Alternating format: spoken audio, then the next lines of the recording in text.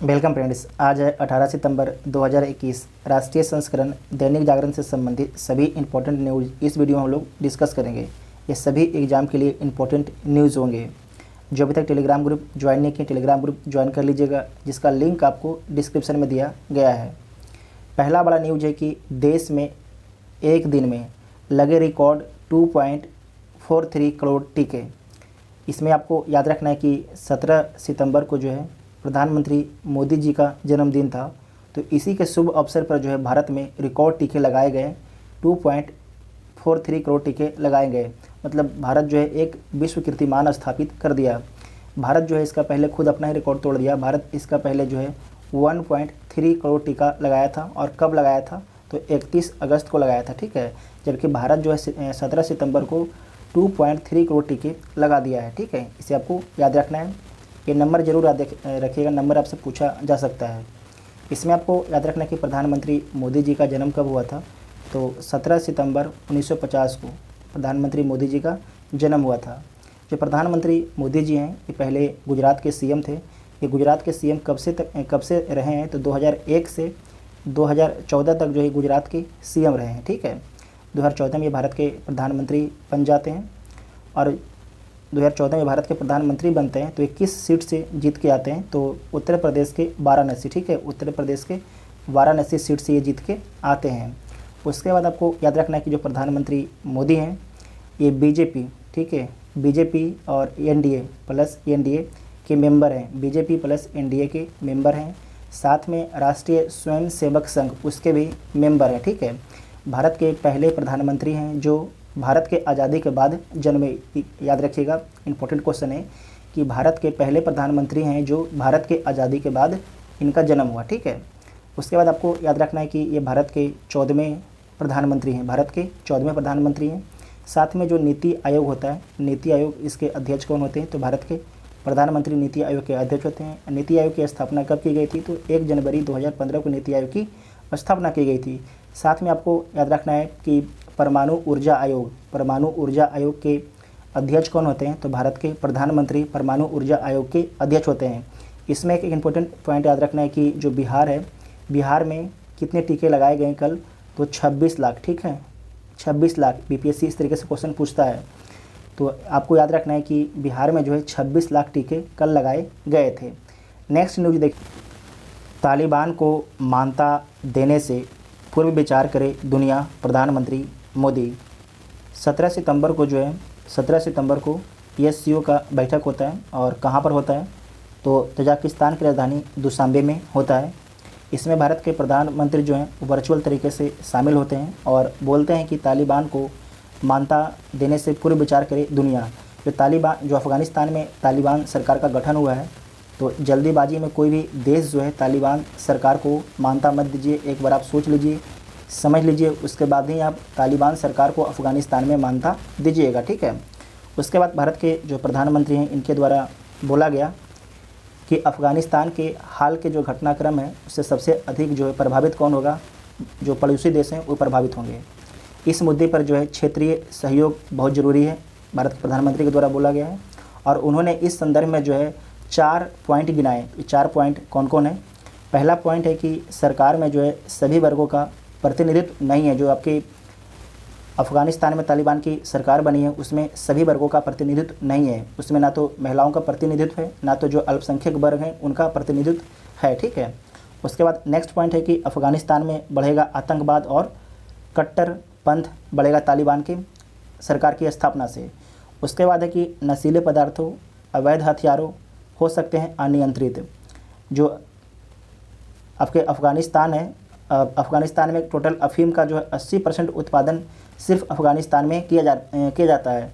तो जो अगर अफ़गानिस्तान में 80% अफ़ीम का उत्पादन हो रहा है उसका क्या होगा, पूरे दुनिया में एक तरीके से प्रसार होगा, तो पूरी दुनिया के लिए ही खतरा है, ठीक है, इसलिए बोला जा रहा है। उसके बाद नेक्स्ट पॉइंट है कि अफ़गानिस्तान जो है नागरिकों की मदद के लिए भारत तैयार है। भारत जो प्रधानमंत्री इनके द्वारा बोला गया कि जो अफ़गानिस्तान के हमारे भाई हैं, हमारी बहन हैं, उनको हम खाद और दवाई पहुंचाएंगे, उसमें हमें कोई दिक्कत नहीं है। साथ में जो एससीओ है, ये तो प्रधानमंत्री की बात होगी। अब एससीओ के द्वारा क्या चर्चा किया गया, जो शंघाई सहयोग संगठन के 8 कंट्री हैं इनके द्वारा क्या चर्चा की गई, तो इनके द्वारा बोला गया कि अफ़गानिस्तान की जो स्थिति है उसकी सुरक्षा और जो स्थिरता है उसे तत्काल सुधारने की आवश्यकता है। साथ में सरकार में जो सभी वर्गों का प्रतिनिधित्व नहीं दिया गया है तो सभी वर्गों का प्रतिनिधित्व दिलाने का प्रयास किया जाएगा। कि इसे बोला जाएगा कि प्रयास क्या करेंगे, इसे बोला जाएगा कि जो तालिबान है उसे बोला जाएगा कि आप जो भी महिलाएं हैं, जो अल्पसंख्यक हैं, उन सभी को भी प्रतिनिधित्व दीजिए, मंत्री बनाइए। उसके बाद तालिबान सरकार में कोई महिला और अल्पसंख्यक सिया हजारा समुदाय का कोई भी व्यक्ति आपके शामिल नहीं है, तो सही बात है। एससीओ के द्वारा जो है घोषणा पत्र भी जारी किया गया है और इसमें पहला पॉइंट बोला गया है कि क्षेत्रीय सुरक्षा और सभी तरह के आतंकवाद के खिलाफ जो है कार्रवाई एससीओ की प्राथमिकताओं में शामिल होगा। दूसरा पॉइंट है कि एससीओ के सदस्य देश आतंकवाद और आतंकी संगठनों की आर्थिक मदद देने के मामले की रोकथाम के लिए सहयोग बढ़ाए जाने की आवश्यकता भी महसूस की है। और तीसरा पॉइंट है कि आतंकवाद और आतंकवाद पर मिलकर कार्य करने पर बल दिया जाएगा। ठीक है। और चौथा पॉइंट है कि आतंकवाद पर जो है काबू पाने के लिए गरीबी, अशिक्षा और बेरोजगारी दूर करने के उपायों में तेज़ी लाने की आवश्यकता है, क्योंकि समाज के जो है कमज़ोर तबका ही विस्तार और भर्ती के लिए आतंकी संगठनों का निशाना होता है। तो जो गरीब हैं, अशिक्षित और बेरोजगार हैं, उन सभी को जो है प्रयास किया जाएगा गरीबी से निकालने के लिए, रोजगार देने का प्रयास किया जाएगा। ठीक है। एससीओ में कितने मेंबर हैं? एससीओ में आपके 8 मेंबर हैं। कौन कौन मेंबर हैं? तो चीन है, पाकिस्तान है, रूस है, भारत है, तजाकिस्तान है, कजाकिस्तान है, किर्गिस्तान है और उज़्बेकिस्तान है। इसकी स्थापना 2001 में की जाती है और इसका हेडक्वार्टर आपके बीजिंग में है। कहाँ पर है? बीजिंग में इसका हेडक्वार्टर है। नेक्स्ट न्यूज है कि कई जीवन रक्षक दवाइयाँ होंगी सस्ती, महंगे पेट्रोल डीजल से अभी राहत नहीं मिलेगा। ठीक है। इसमें आपको याद रखना है कि जीएसटी काउंसिल की जो है 45वीं बैठक का आयोजन कहाँ पर किया गया? तो लखनऊ में किया गया। पहला क्वेश्चन पूछा जाएगा। और इसकी अध्यक्षता किसके द्वारा की गई? तो भारत के वित्त मंत्री निर्मला सीतारमण के द्वारा इसकी अध्यक्षता की गई। जो जीएसटी है, जीएसटी में कितना स्लैब है? तो जीएसटी में 5 स्लैब है। 0 है, 5% है, 12% है, 18% है और 28% है। जो जीएसटी है ये कब लागू हुआ था? तो 1 जुलाई 2017 को जीएसटी लागू हुआ था। इसमें आप लोग पढ़ना है तो पढ़ लीजिएगा कि इन चीज़ों के दाम पर पड़ेगा असर, किन चीज़ का दाम जो आपके कम हो जाएगा। ठीक है। नेक्स्ट न्यूज है कि न्यूजीलैंड ने सुरक्षा कारण से पाकिस्तान का दौरा रद्द कर दिया है। इसमें आपको हम बार बार बताते हैं कि जो पाकिस्तान है अपना तो खुद का सुरक्षा नहीं कर पा रहा है, ये जहाँ तक आतंकवाद को प्रोत्साहित कर रहा है। जो आपके पाकिस्तान में मेहमान आएंगे उनका ये क्या सुरक्षा करेगा? आपको याद होगा कि श्रीलंका के जो खिलाड़ी हैं उन पर आतंकियों ने हमला कर दिया था, वो अब घटना आप लोग भूले नहीं होंगे। उसके बाद आपको याद रखना है जो न्यूजीलैंड है, न्यूजीलैंड कहाँ पर स्थित है? ये आपके ऑस्ट्रेलिया है और ऑस्ट्रेलिया के पूर्व में आपके न्यूजीलैंड स्थित है।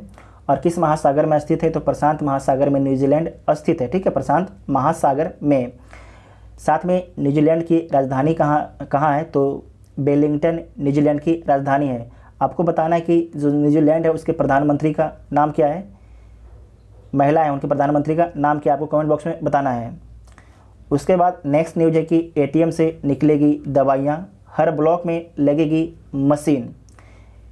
आईटी मंत्रालय के जो है सीएससी कॉमन सर्विस सेंटर ने आंध्र प्रदेश के एक कंपनी के साथ समझौता किया है। उस कंपनी का नाम क्या है? AMTZ Andhra Pradesh medtech zone इस कंपनी का नाम है। इससे समझौता किया है सीएससी कॉमन सर्विस सेंटर ने। और किस लिए किया है?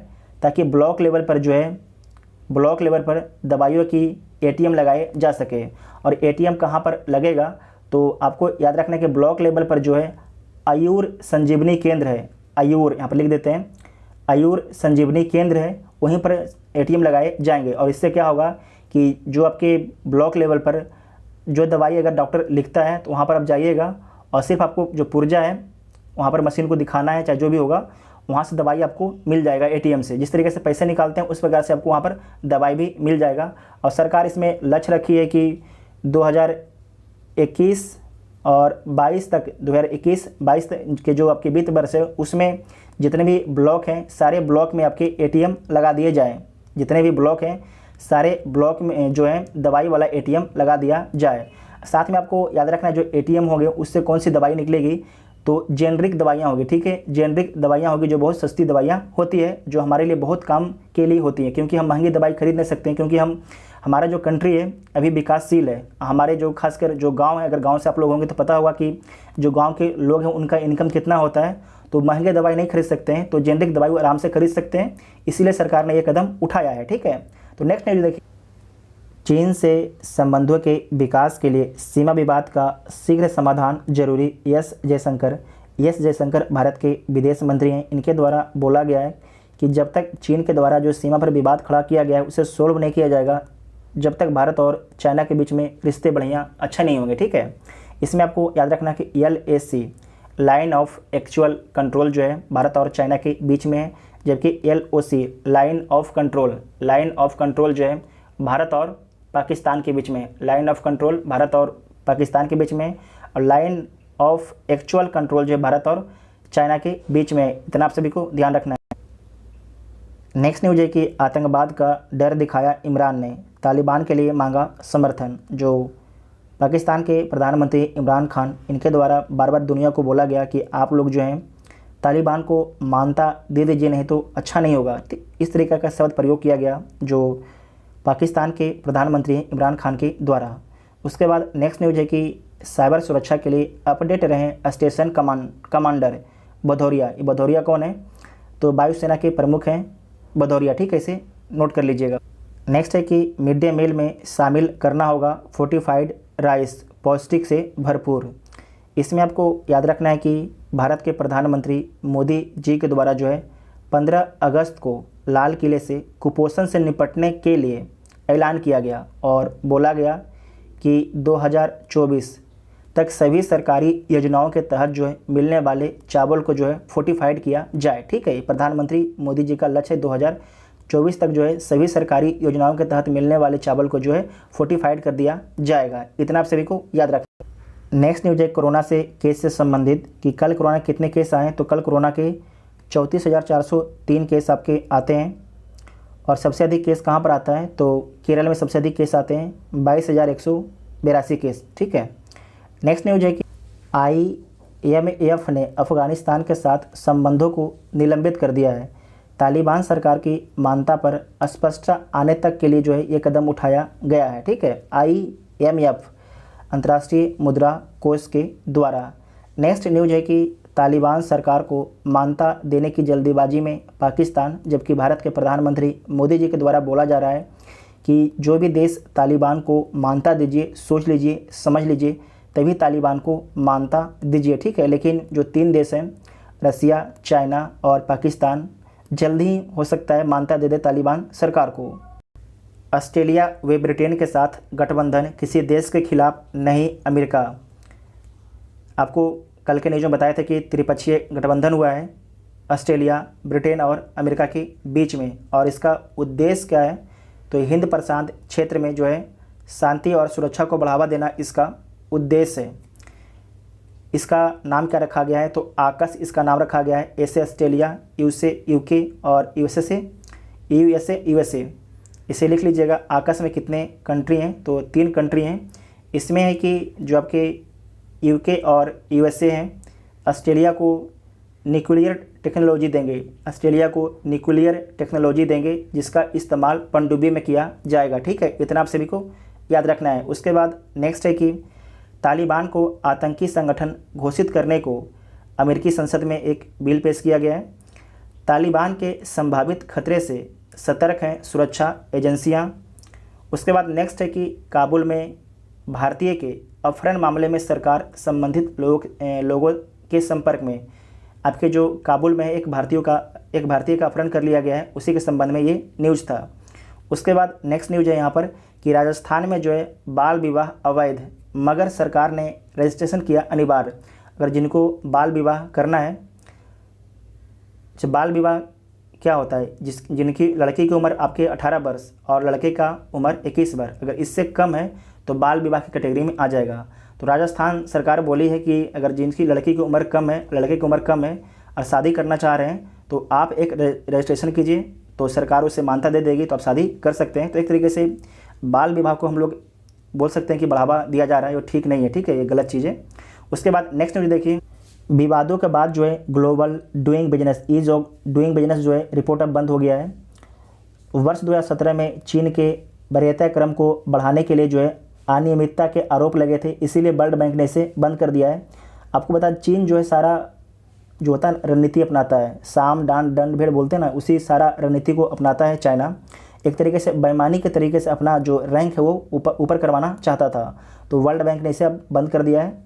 उसके बाद इसमें याद रखना है कि भारत को कौन सा स्थान मिला था। तो वर्ष 2020 की कारोबारी सुगमता रिपोर्ट में जो है भारत को 14 स्थानों की छलांग के साथ 63वां स्थान मिला था। भारत को जो है 5 वर्ष में 79 स्थानों का सुधार हुआ था भारत को, इसलिए फ़ायदे थी ये रिपोर्ट, इसे पढ़ लीजिएगा। ये इंपॉर्टेंट है कि ये जो आपके 10 मानक के आधार पर रिपोर्ट जारी किया जाता था, जैसे कि 11 मानक है लेकिन एक मानक को माना नहीं जाता है, तो इसे 10 ही मानक मानेंगे। यूपीएससी भी इस जो मानक है 10 मानक इस पर क्वेश्चन पूछ चुका है, तो आप लोग 10 मानक को इसे पढ़ लीजिएगा।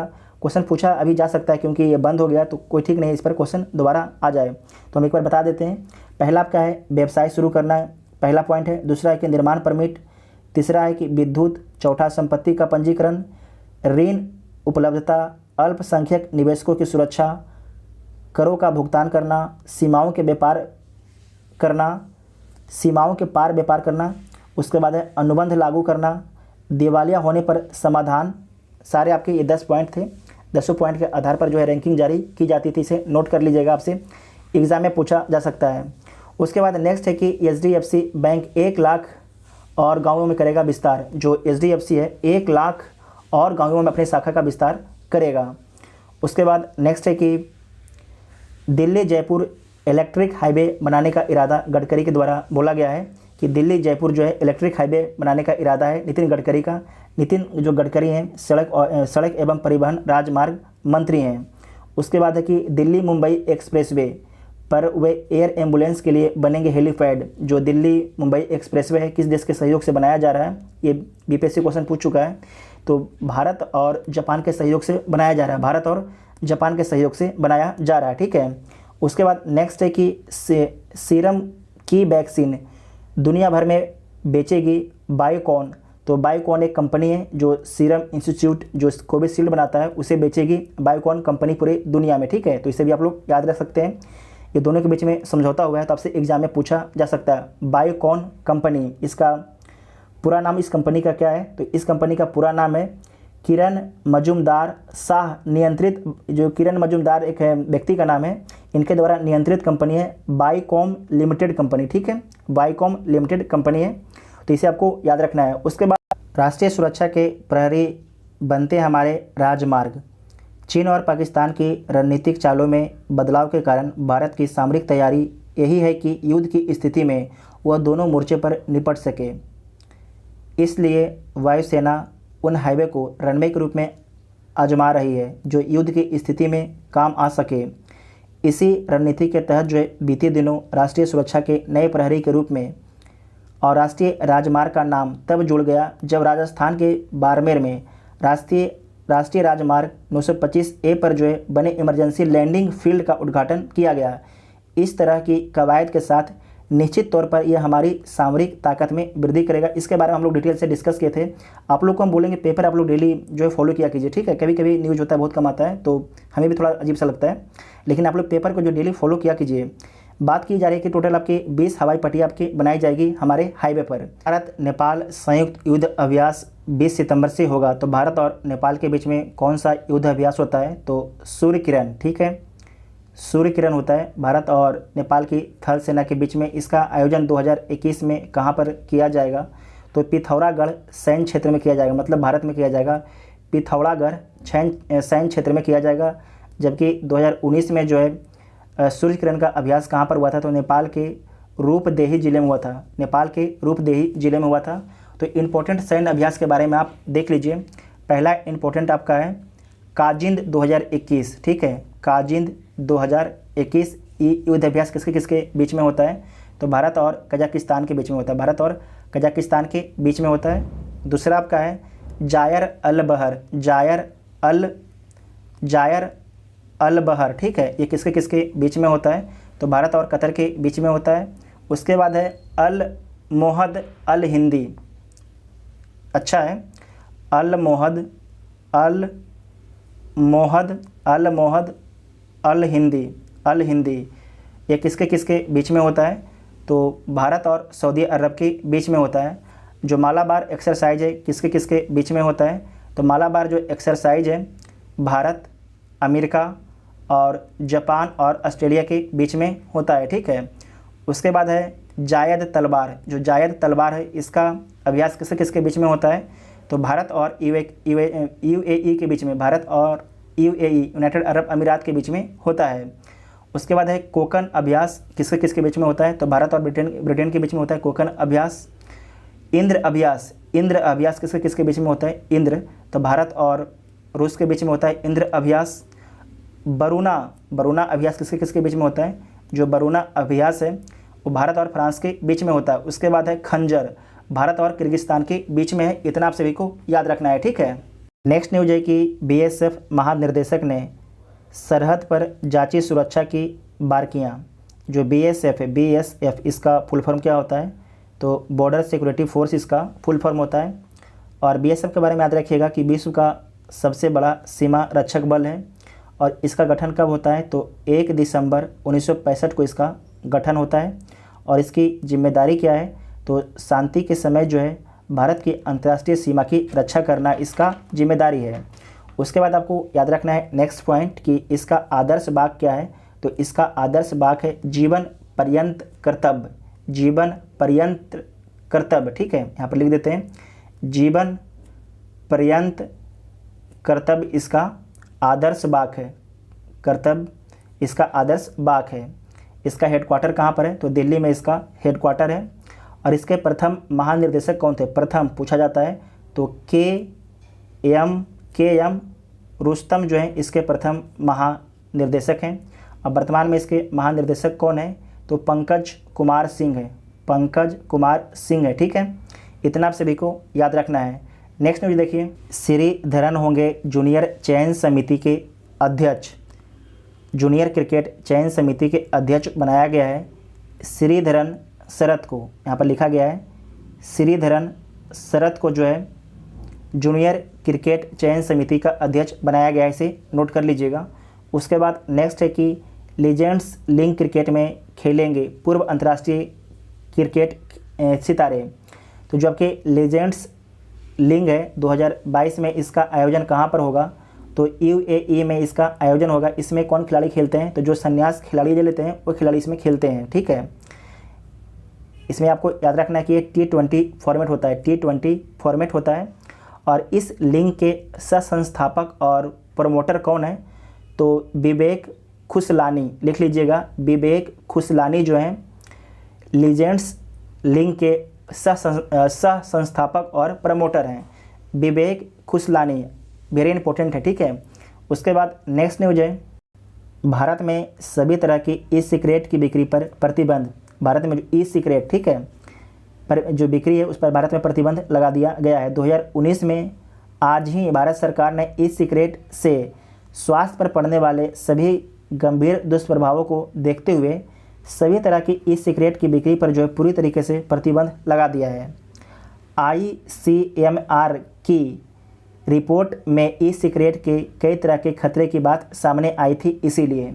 उसके बाद नेक्स्ट न्यूज है कि सेनाओं के पुनर्गठन के लिए अमेरिका में नेशनल सिक्योरिटी एक्ट, द्वितीय विश्व युद्ध के बाद जो है 1947 में आज ही अमेरिका में नेशनल सिक्योरिटी एक्ट पास किया गया। यह सेनाओं के पुनर्गठन के लिए लाया गया था। इसके तहत जो है अमेरिकी वायुसेना को अलग सैन्य इकाई के रूप में मान्यता दी गई और CIA का भी गठन किया गया। इंपॉर्टेंट है, ठीक है। उसके बाद ये सबसे इंपॉर्टेंट यहाँ पर देखिए, BPSC के द्वारा पूछा गया क्वेश्चन है कि अंग्रेजों से सुब्ध मदन लाल ने की करजन वाइली की हत्या। जो करजन वाइली की हत्या किसके द्वारा की गई थी? मदन लाल धिंगरा के द्वारा की गई थी। और कब की गई थी? तो 1909 में लंदन में की गई थी। ये क्वेश्चन आपके BPSC के द्वारा पूछा गया है।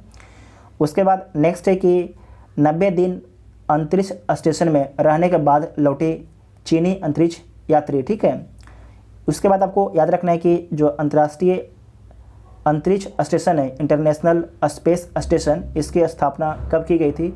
तो 1998 में इसकी स्थापना की गई थी। और किन देशों के सहयोग से की गई थी? तो यूएसए, रूस, जापान, कनाडा के सहयोग से की गई थी, ठीक है। और साथ में यूरोपियन यूनियन भी इसमें शामिल था। इसका उद्देश्य क्या था कि बाहरी अंतरिक्ष में जो है अनुसंधान करना, जो आपके जो पृथ्वी की कक्षा है उससे बाहर जाके जो है अनुसंधान करना, जो अंतरिक्ष में जाके अनुसंधान करना इसका उद्देश्य था। और मानव द्वारा निर्मित जो सबसे बड़ा उपग्रह है इंटरनेशनल स्पेस स्टेशन, सबसे बड़ा भी है और सबसे महंगा भी है, इतना आप सभी को याद रखना है।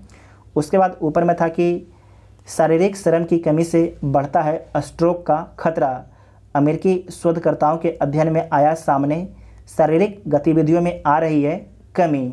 उसके बाद नीचे आपकी खट्टी मीठी खबर, इसे आप लोग पढ़ लीजिएगा। आज देखिए मेरा तबीयत उतना ठीक नहीं है, उसके कारण थोड़ा बोलने में दिक्कत हो रहा है, ठीक है। इसे आप लोग ढंग से पढ़ लीजिएगा। अगर वीडियो आपको अच्छा लगता है तो वीडियो अपने दोस्तों में शेयर जरूर कीजिएगा, ठीक है। Thank you.